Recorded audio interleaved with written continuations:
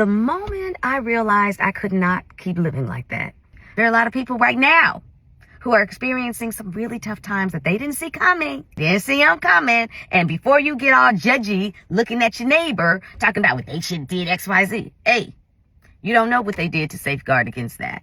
And you don't know maybe all the circumstances. And a lot of times it is not by anybody's fault. Sometimes there are systemic failures.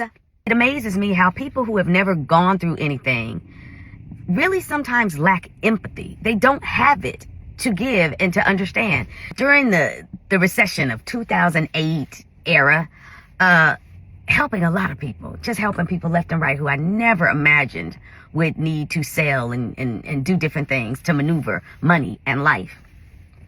And I remember hearing people, and still to this day, hear people in all walks of life saying, well, they should have planned better. They shouldn't have done this.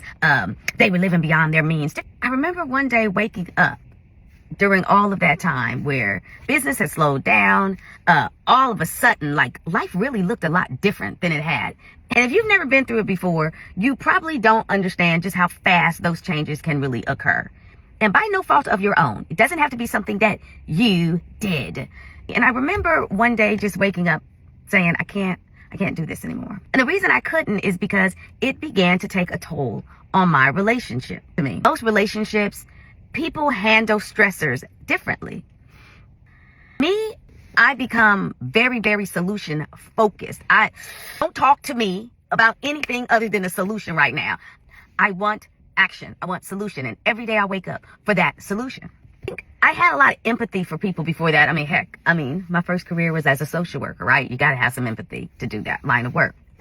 But it's helped me because it also changed the whole way that I do life and business and taking care of myself, but also taking care of other people. So it's funny because clients who work with me will often say, girl, you take better care of my money than I do. And I say, because I don't like to lose money. If I'm serving you, I'm your conduit. I'm going to do whatever it is that you want to do that's your goal. But I'm always going to advise on what is the risk of that? What is the risk factor of that, right? Because I never want to see anybody lose.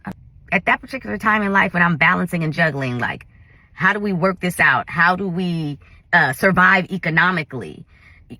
Economics is one thing.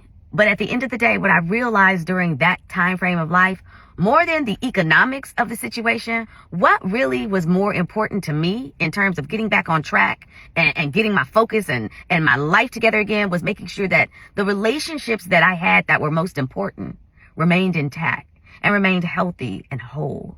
So, yeah. You got to think about what's most important to you when the tough times hit.